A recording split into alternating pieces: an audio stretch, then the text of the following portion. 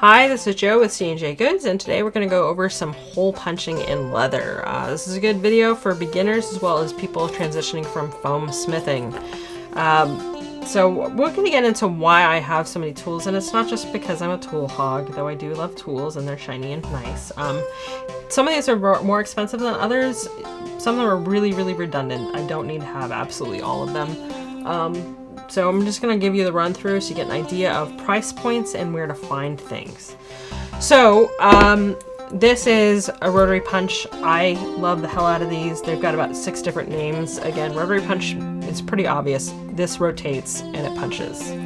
That's why it's called rotary punch. The way these work is they have a little clip on them that keeps them closed in wherever you store them. I like to keep track of my hooks. It's good to have a little magnet handy for that sort of thing. It keeps it from getting knotted up in other tools in your bag.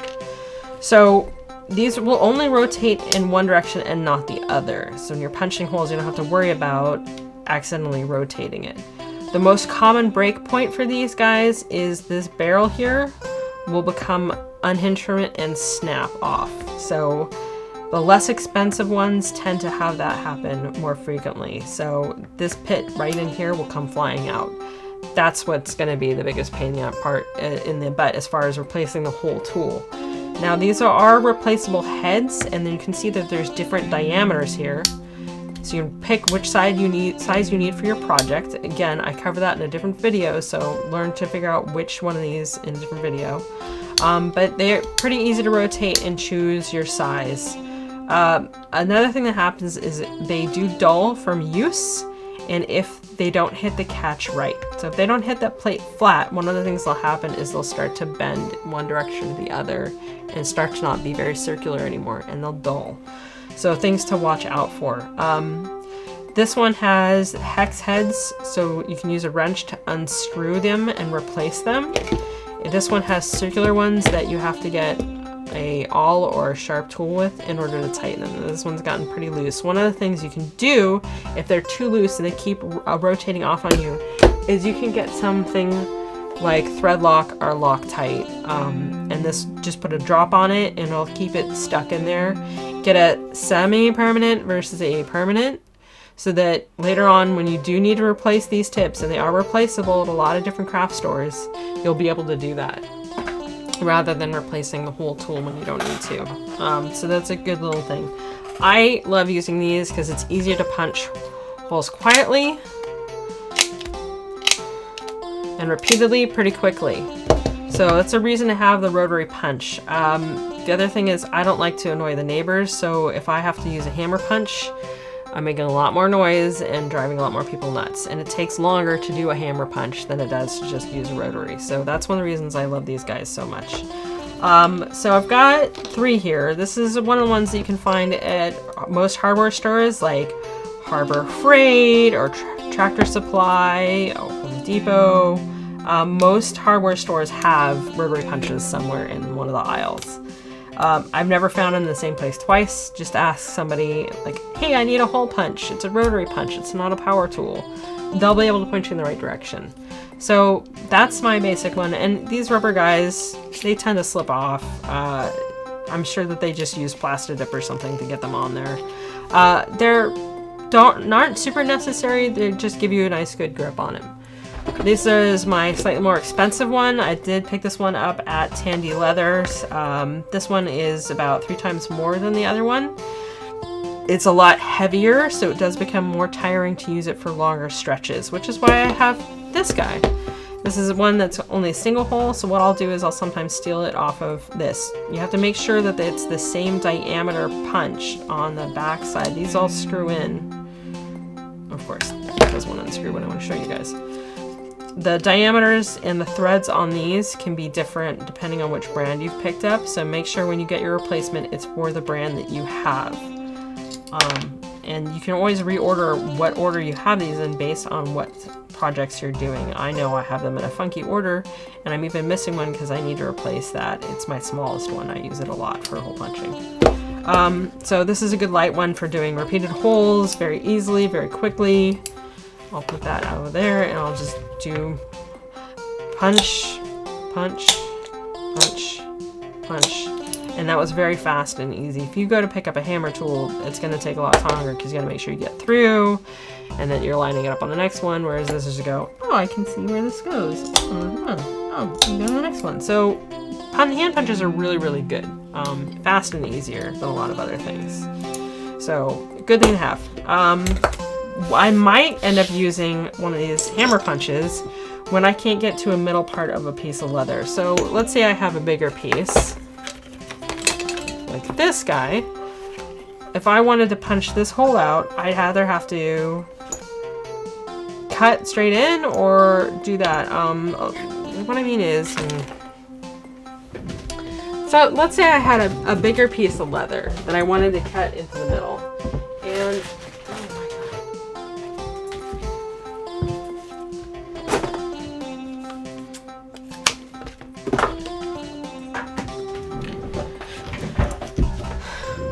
when might I use a rotary punch versus a hammer punch? Well, if I have a bigger piece of leather and I can't get into that middle part with a punch like this, because the leather's too stiff and I can't roll it up. Sometimes I like to roll it up and just feed it in there so I can get it done and do it quietly.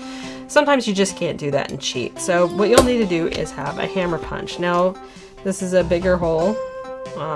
Bigger than the ones I have on my rotary punches. It's another reason I have these guys. This one has a swappable. Again, it's got the pin so you can grab it and tighten it up. There's slots there so when you get a lot of leather caught up, you can just take it, again, a pin tool or an awl and push all the leather free of the bite. Okay, so the way I use these is, this is a wood table with a cutting mat on it. These are self-healing mats, but I don't like cutting right into them. I like to cut on them in straight lines so that I don't end up with little half-moon chips out of it. So what I'll do is I'll put down a piece of granite or tile, okay, something nice and heavy and hard and that won't slide around. Then I've got a piece of rubber, okay, this is just a heel off of a shoe that I had knocking around. This is a piece of horsehide, so it's a nice, much thicker piece of leather, and you can see I use it for punching a lot of things, okay? And then here's my actual piece that I want to cut into. So I will check, and I will see if I'm picking up one piece or both pieces to make sure I get clean through. Now I could use this little tiny metal hammer, or I can use a rubber mallet. Okay, and you'll have seen, if you watch any leatherworking videos, some of these guys have the fancy ones that are just like, look like a piece of rawhide leather wrapped around a piece of wood. And the reason they use that is it won't bounce on you and it'll give a nice solid thunk without damaging the tool. Now, this is a rivet setter that I used this hammer specifically on, and you can see that it's mushroomed and flared out here, so it catches. This is very dangerous because every once in a while you will actually knock a piece of the metal off of it, and also it means that it may not be flat anymore, so if you want to set something clean, you won't be able to do it because the butt of the tool isn't clean anymore. So that's why you want to use something that's a little bit softer than metal on the metal tool. So I'm going to go ahead and use my rubber, and I can tell that I haven't cut cleanly through, so I'm going to make sure I don't take the tool out so I don't double mark it, and go again. And that time I've picked up my spare leather and I've gone all the way through. Okay, so it's a nice clean cut, not bad. Didn't leave that many fuzzies behind. Gonna clear that out with a sharp tool. I got a pencil. I'll just push through. Okay, that way it'll be out of the way, so when I go to strike the next time, I don't have resistance there.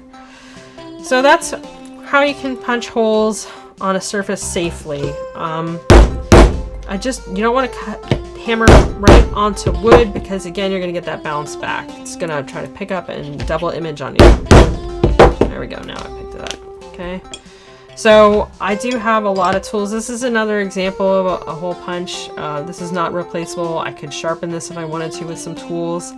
Not my favorite for doing the leather because you can see the butt of this one is rounded already, which means I could glance off to an edge and have it move the whole piece of project that I'm working on. So just careful what you pick up. Make sure that you're not going to get anything funky that could cause problems down the line.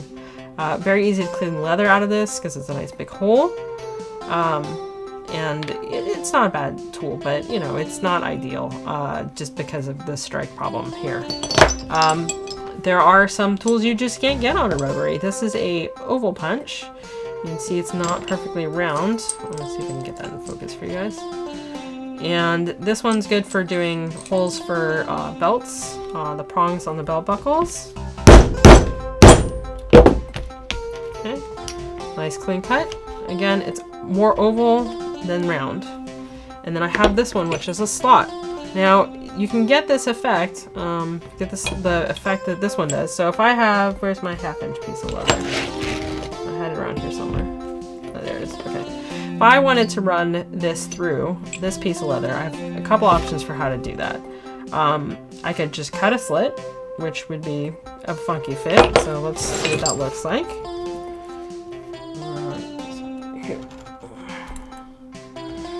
You gotta cut it bigger than this piece of leather. It's hard to run it through.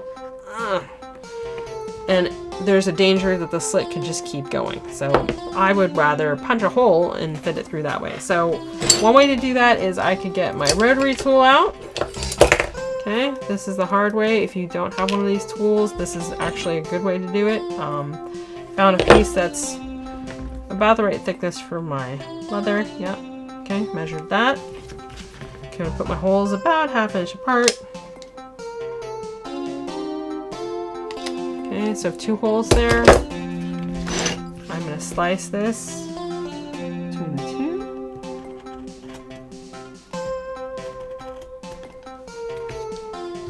All right, so a nice slot there, and I can feed my leather right through it without too much work. And there's no danger that the hole is going to widen one direction or the other, okay? So if I wanted to feed that through, I'd be able to do it. All right, now the other thing is having this slot tool is really fast and easy. It saves you 3 of those steps, which is punching an extra hole and putting the slot in, slice in on each side of it. So if I wanted to run my leather through,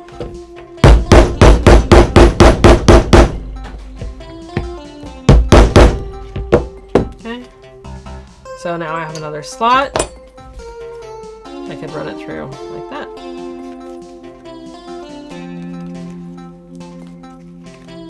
There we go. So that's a hole punch tool there. Now this is another hole punch. This is a great big one. You can find half moons or curves and all sorts of things. This is one I found at a tool show and picked up. Some of these I found at garage sales. You don't have to buy a tool new in order for it to work. Some of the older tools are actually better manufactured and will last longer than some of the modern stuff, especially things that you can find at places like Harbor Freight, which is, it's inexpensive for a reason. It's good sometimes for a project or two, but you can expect it to not last for very long. You may only want to spend a little bit of money because it's not going to be something you need all the time. Whereas I'm going to spend a little bit more because I'm doing a lot of crafting work. So it just depends on what you're looking for and what you need it to do repeatedly. So yeah, there's some of my hole punching tools. I hope this has been helpful to you, and we'll talk to you soon.